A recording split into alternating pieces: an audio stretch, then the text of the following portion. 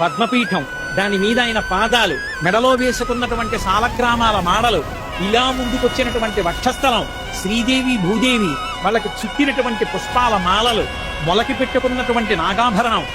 ఆ పైన ఈ చేత్తో పట్టుకున్నటువంటి చక్రం, ఈ చేత్తో పట్టుకున్నటువంటి శంఖం, ఇలా చూపిస్తున్నటువంటి వరదహస్తం, దాని నిండా వజ్రాల తాపడం, ఇందరికీ అభయం ములిచ్చు చేయి కందువకో మంచి బంగారు చేయి అని అన్నమయ్య పొంగిపోయినటువంటి ఆ చెయ్యి, చున్నా చుట్టినట్టున్న చిన్న చిరునవ్వు నవ్వుతున్నటువంటి చిన్న గుంటటి మూతి, దాని కింద గడ్డం మీద కర్పూరపు మచ్చ,